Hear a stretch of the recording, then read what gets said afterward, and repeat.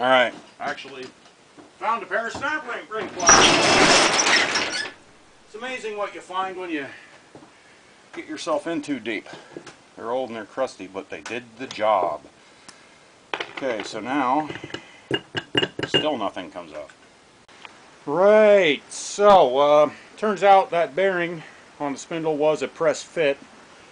I ain't going to show you what I did to get that off because I did something risky and stupid, but nothing got broke, so nothing's wrong. This bearing, though, feels really nice. I mean, there might be a little wear in it, but it feels real nice. Just feels and sounds dry. It doesn't sound chunky or anything. So, a replacement is $211.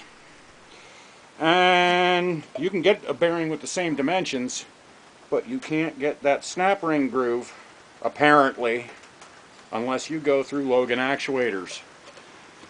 And it seems like the guy knows it. He won't tell you where the bearing's from, or he can't, whatever. So what I'm doing, since it don't feel bad, I got that Coleman white gas, and I'm just kind of pouring it right through the bearing. Pour a little bit in there, spin it around a bit, kind of spread it out, expose some of the different surfaces and whatnot in there, I think. Or makes me feel better, whatever. Keep pouring it through.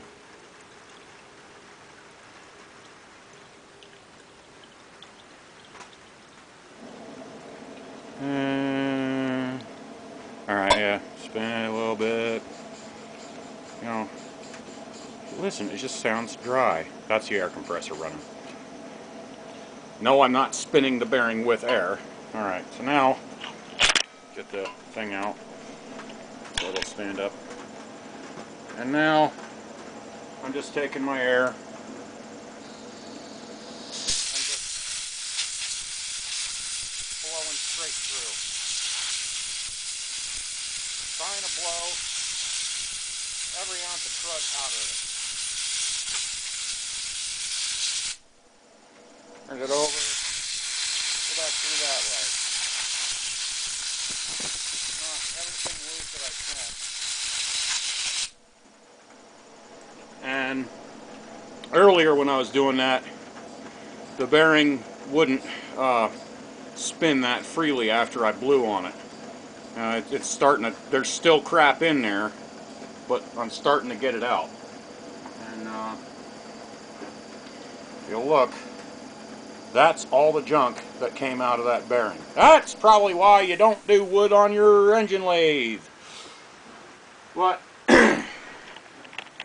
after I'm done here and I'm satisfied, I'm going to repack that thing and I'm going to install this bearing again. There was no real run out or anything. It was just making kind of a real faint when I'd run the tailstock up. And you know, it could have been the tailstock. But there was 70-year-old grease in this thing, and it was running pretty dry, so it was good to take it apart anyhow. If this bearing comes back to being brand new, that'd be awesome. Instead of $211, the bearing is non-returnable. He won't tell you where it comes from, and honestly, I do not like the guy's attitude. Oh, let me think. Well, he's given me the dimensions on the bearing because I want to check if it's actually going to fit. And I said, oh, don't worry, I'm not going to go try to look up something else. And he's sort of, well, you go right ahead because you're not going to find it anywhere. Well, I'll tell you right now, buddy, I found plenty of them with that dimension. I just can't find them with that groove in there. But, you know, that groove can be made by one person. It can be made by another. So, don't get too full of yourself, buddy boy. Alright, that's it. Rightio. I am satisfied that I've got everything out of that bearing. Clean as a day she was done or whatever. As far as I know, there's nothing special about the rear bearing on the headstock. It's just a good bearing. So I got another one to fit that. That was $10, and indeed it is going to be a nice fit. I don't know if you'd call it a tight slip or a loose press, but I don't know, it just kind of tapped out of there real easy like. I don't know if this bearing is going to be as nice as the original, because I can feel some play when I go this way on it. No, but it doesn't have anything going that way, so I imagine it should be all right. You know, that's end play, and I think certain pieces inside of the headstock deal with that. Blah de blah. I don't know, but there is like, yeah, this is obviously not a dial caliper, but there's no movement there. You know, that should be good. So let's get to hopefully packing this bearing and show you how it should be done. First of all, you need some grease, and you can't mind getting greasy hands. Now, I was thinking about a rig to do this, just pressurize the whole friggin' bearing, but heck with that. Just take and get a, oh, and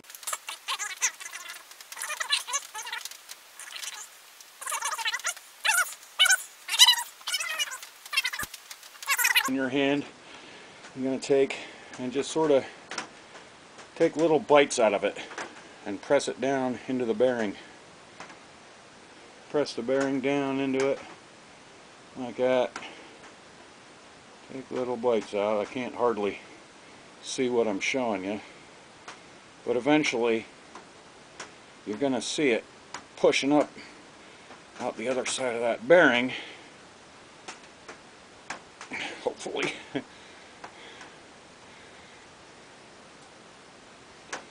And then once that happens, you can move to the next part of your bearing, whatever. Come on. There's a lot of room in there to fill, though, I think. I'm probably going to have to get another shot on the grease gun. Oh, there we go. Now we're getting a little bit popping up out of there. I don't know if you can see or not.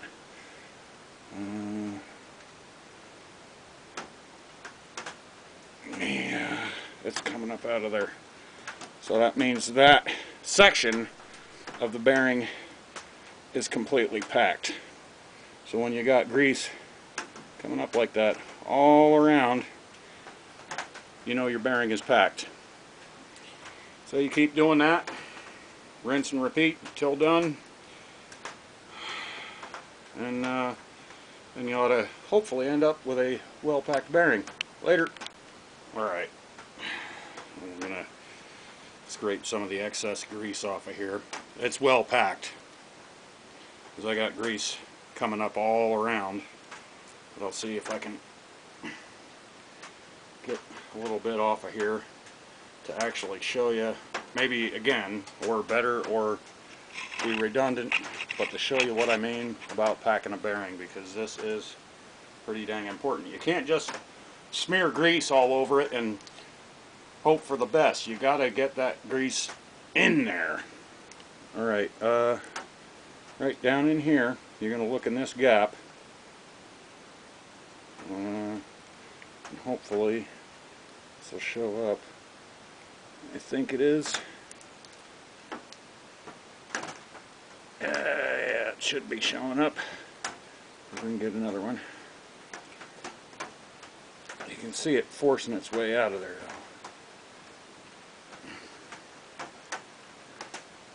though. And this is a bit of an art form. Yeah, you get messy hands. There are rigs where you can hook your you put your bearing in some sort of assembly or whatever, and do some crap and hook it to a grease gun or an air compressor or whatever the heck, and it pressure packs it. But screw that. Just learn how to pack your bearings properly. You'll be alright. little grease on your hands won't hurt you. It washes off. Just make sure you got a good pair of used underwear.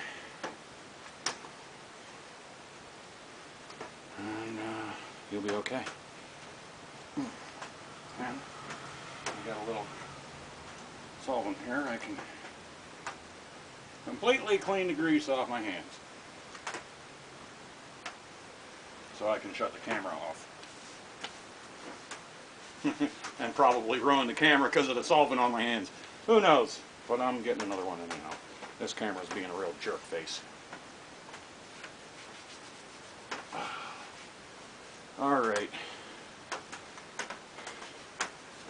And meantime I also have this other bearing soaking in here. I'm gonna try to revive that. That one's gonna be a little harder to repack because that's shielded on both sides. You know, I'm gonna give it a try. Meantime, I got this other bearing, which should do. I've got other options to find bearings. Well, I'm going to put this in, and it's going to work friggin' awesome. But I want to clean this off real quick. I don't like leaving tons of grease all over. I mean, a wheel bearing, that's one thing. That's enclosed and has seals around it, but this doesn't really have much for protection. It's got that shield that's going to keep the majority of the garbage out, but you saw it does get shit in there, so I'm going to clean this off so shit doesn't stick to it at least. Alright.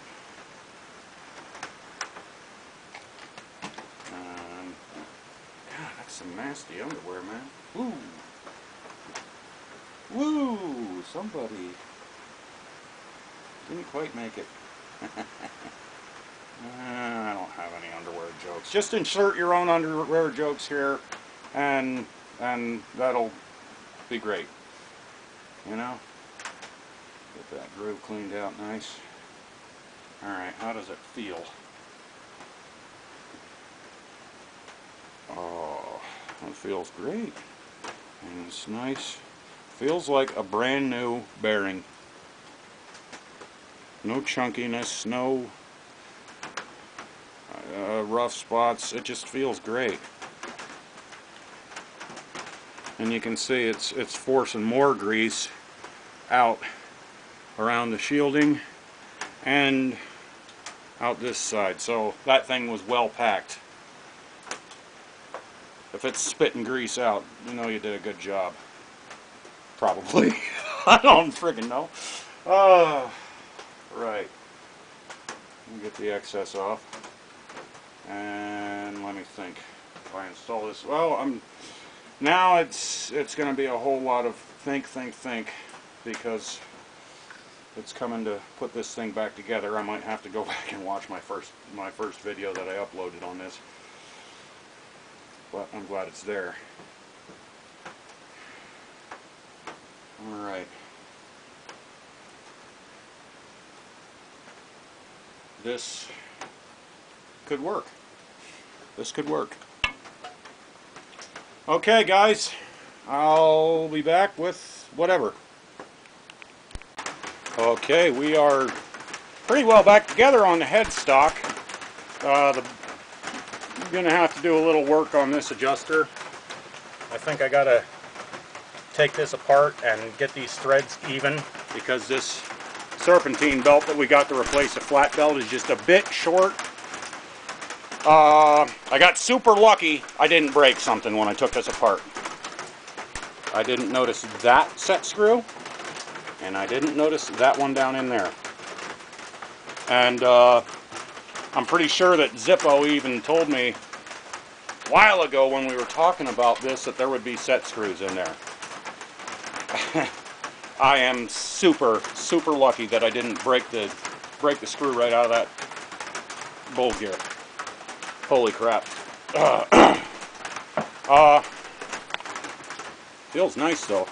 Like it's tight, but I think it feels good. You know, it feels like a new bearing. it doesn't just roll along. That is a new bearing back here, and that is a serviced bearing, I guess you'd say. Oh. All in all, it's not too bad of a job. You pay a little better attention than I did. Yeah, and I didn't have the spanner to go around here, so of course I used my channel locks. And I got a little, well, some marks on there. I guess I should have put some cloth or something on there, but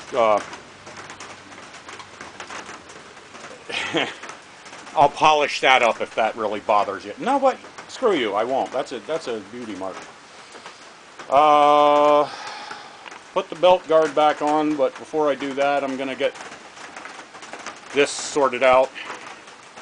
Might end up having to take it back apart if this belt is really too short, but I don't think so. A little bit of a turn on this thing means a lot up here. So I think if I get these threads evened out from side to side, you see there's a bunch sticking out here and there's almost none here. And there's probably accumulated shit in both sides of that. So I'll clean that out. Holy crap. No missing parts, or extra parts as they call them.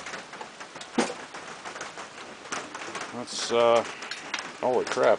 I believe, so far, I actually pulled this off. If you're tearing one of these down, just go slow. Whoa! Oh wow! Threw that board on the floor and my poof, poof. Come on, you can do it. Okay. Come on. There you go. Oh, it's deciding whether it wants to be on or not. Let's just give that thermostat just a little bit more. I always see on these things adjust thermostat if so equipped. Never seen one with it, so I equipped one on there myself.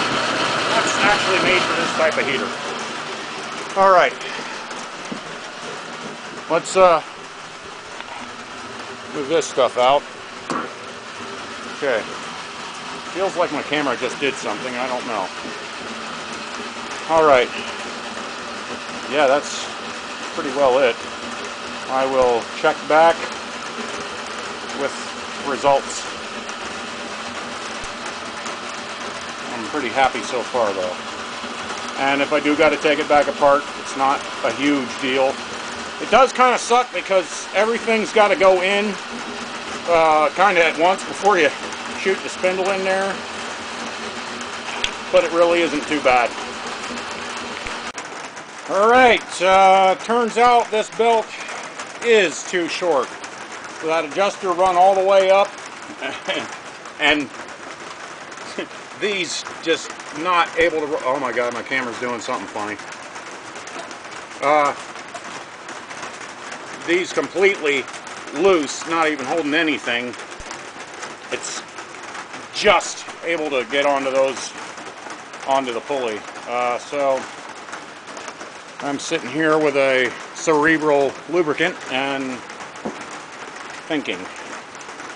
Now,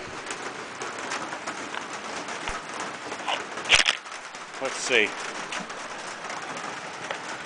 I just never have anywhere good to set this camera. Oh, pardon me. Raining pretty good out there, huh?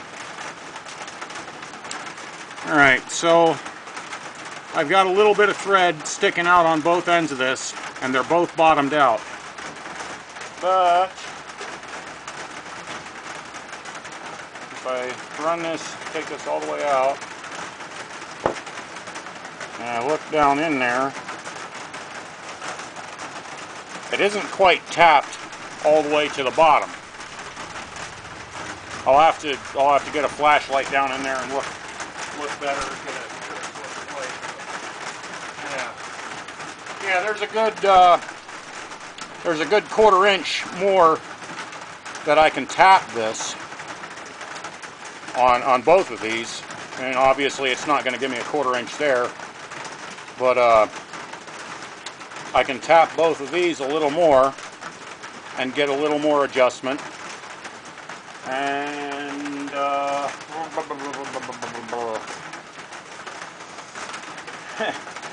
well, if I really had to, I could chuck this in the lathe, and it would be slow, but I could turn that chuck by hand and shave that down.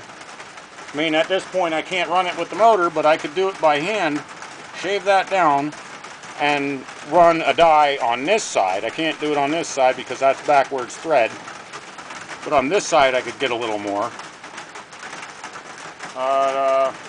I think what I'm going to do for now is just tap these a little more. Hopefully I got the right tap. And hopefully that'll do it for me. I don't actually think it's gonna, but it's gonna help. So, right, I will be back. Alright, so surgery was a success. I still got to get this belt to track properly, but I have issues. And this was a faulty repair on my part.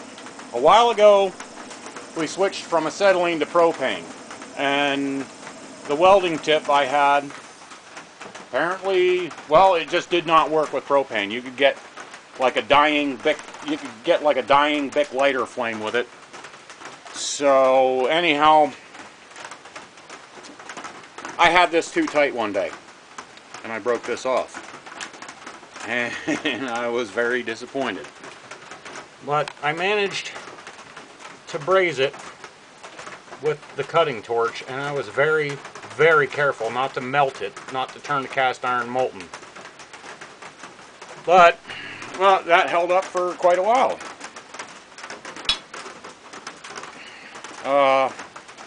With this belt, that's the old flat belt. But I was adjusting it with my little tool post wrench, and I wasn't even hardly putting anything on it, and I cracked that repair. So right now it's on there by a wish and a prayer. So now I'm going to go to my local jobber, machinist, millwright, whatever the heck you want to call him, and I'm going to see what his experience is with, well, brazing cast iron.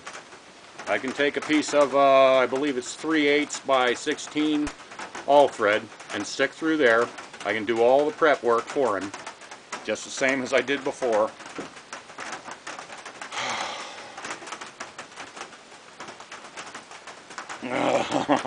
Right in the friggin' home stretch, and I cracked it.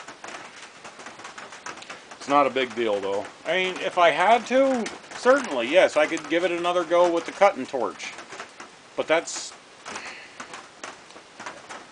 the cutting torch repair was something I had to do. I had to have this lathe running right now. So I did it. And it held up for a while, and I managed not to screw anything up. But now I have the luxury of time. I don't need the lathe right now. I have it set, and I have it... I'm just really disappointed right now. Why couldn't that just hold? I'm going to have to spend a little money. But it's better to spend a little money now than to completely screw this thing up and be totally out of action. What I did to get... it wasn't that I had this over-tightened, this belt. I ground the ends of this stud off. I'm not going to discombobulate everything for you right now, but I ground the ends of this stud off so this would run in a little farther, and on the one end of the stud that has the regular threads, I ran a die down on there so I could get just a little bit more, and I had more than enough adjustment.